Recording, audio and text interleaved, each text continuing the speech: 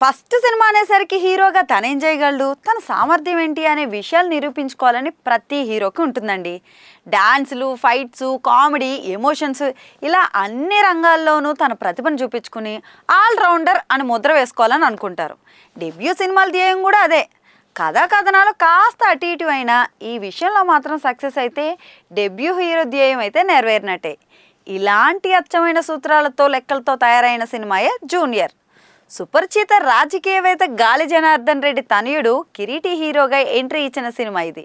మరి కిరీటి ప్రతిభ ఏంటి, తన ఆల్రౌండర్ అనిపించుకున్నాడా? జూనియర్ అనే సినిమా బాక్స్ ఆఫీస్ దగ్గర ఎలాంటి ప్రభావం చూపించగలదు? అభి ఈ తరం అబ్బాయి, తండ్రేమో పాతకాలపు మనిషి.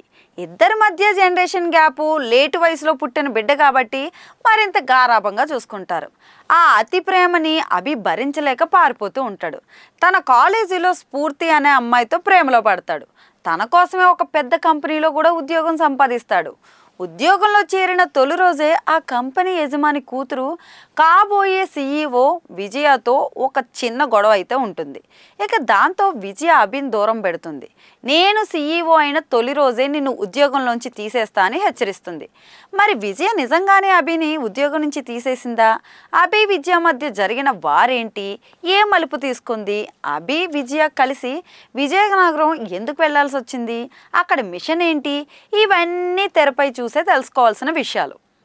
ముందు చెప్పినట్టుగానే డెబ్యూ హీరో బలాబలాల్ని తూకం వేసి దానికి తగ్గట్టుగానే కథ రాసి ప్రజెంట్ చేసిన సినిమా ఇది.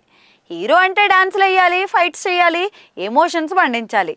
అతని ప్రతిభని 360 degrees కోణంలో చూపించడానికి తగిన కథ రాసుకుంటే అది జూనియర్లా తయారవుతుంది. హీరోగా ఎంట్రీ ఇచ్చిన తొలి సీన్లోనే కిరీటి ఒక భారీ ఫైట్ అయితే చేసేస్తాడు.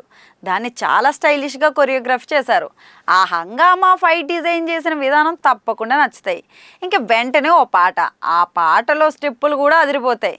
వందల మంది డాన్సర్లు, వాళ్ళ కాస్ట్యూమ్స్, రిచ్నెస్, కళ్ళకి ఇంపుగా కొరియోగ్రఫీ చేసిన పద్ధతి ఇవన్నీ మంచి మార్కులు కొట్టేస్తాయి. ఆ తర్వాత శ్రీలీలను దింపి లవ్ ట్రాక్ మొదలుపెట్టారు.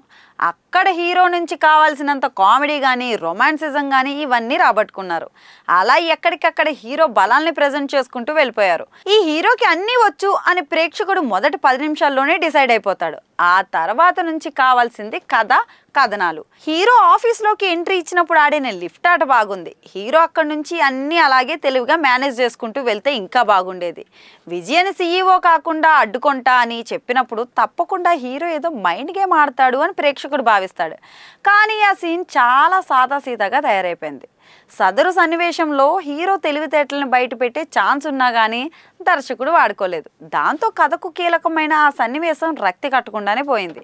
కాకపోతే ఇంటర్వెల్ బ్యాంక్ దగ్గర ఒక ట్విస్ట్ ఇచ్చారండోయ్.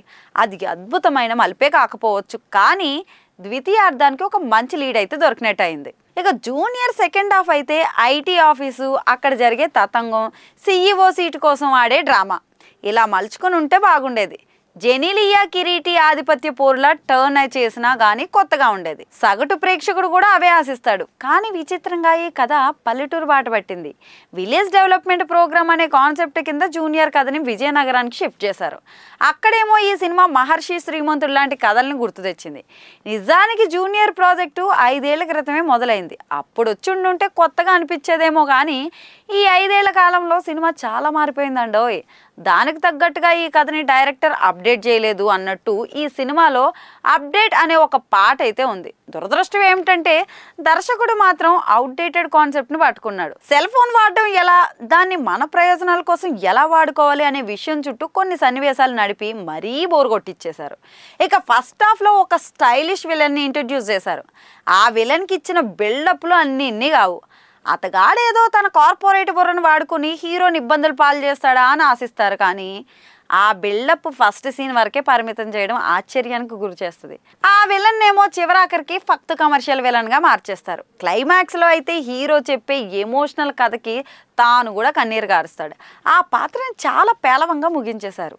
వైరల్ వయ్యారి పాట ఆల్బమ్ పరంగా పెద్ద హిట్, ఆ పాటలో స్టెప్పులు అయితే అదిరిపోయాయి. ఇక థియేటర్ మొత్తం ఊగిపోయేలా శ్రీలీల, కిరీటి ఇద్దరు పోటీపడి డాన్సులు వేశారు. ఆ పాట లేకపోతే సెకండ్ హాఫ్ మరింత తేలిపోయేది. ఓ డెబ్యూ హీరోకి ఇది బెస్ట్ ఎంట్రీ అనే చెప్పొచ్చు. కిరీటి డాన్సుల్లో అదరగొట్టేశాడు, ఫైట్స్లో ఈజ్ చూపించాడు. తొలి ఫైట్లోనే తన కష్టం కనిపించింది. ఎమోషన్ సీన్స్ కూడా బాగానే రక్తిగట్టించాడు. హెయిర్ స్టైల్ మాత్రం కుదరలేదని చెప్పుకోవచ్చు. తనకి ఈ సినిమా ఓ విజిటింగ్ కార్డులో ఉపయోగపడుతుంది అనడంలో ఎలాంటి సందేహం లేదు. శ్రీలీల ఈ సినిమాకి హెల్ప్ అయ్యింది, కానీ ఈ సినిమా శ్రీలీలకు హెల్ప్ అవ్వదు. ఫస్ట్ హాఫ్లో అక్కడక్కడ కనిపించింది, సెకండ్ హాఫ్ వచ్చేసరికి మాత్రం మాయమైపోతుంది. వైరల్ పాటలో కూడా హీరో ఊహించుకోవడం వల్ల మాత్రమే కనిపిస్తుంది, కానీ అక్కడ ఆ పాత్రకు స్కోప్ లేదు. పైగా ఒక్కో ఫ్రేమ్లో ఒక్కోలాగా అనిపిస్తుంది.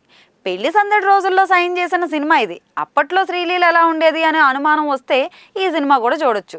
జెనీలియా చాలా హుందాగా ఉంది. జెనీలియా వల్ల ఆ పాత్రకు ఇంకొంత వెయిటేజ్ కూడా వచ్చిందండోయ్. కానీ ఈ పాత్రను దర్శకుడు సరిగా డిజైన్ చేయలేదు. ఫస్ట్ హాఫ్లో పెద్ద ఈగోయిస్ట్ అనే రేంజ్లో చూపించిన పాత్ర అది. కానీ ఆ పాత్రకు ఆ తర్వాత తాలూకు గమ్యం కానీ లక్ష్యం కానీ అన్నీ మారిపోతాయి. రావు రమేష్, రవిచంద్రన్ పాత్రలు పరిధి మేర మాత్రమే ఉంటాయి. ఇక గాలి జనార్దన్ రెడ్డి తనయుడు సినిమా ఇది.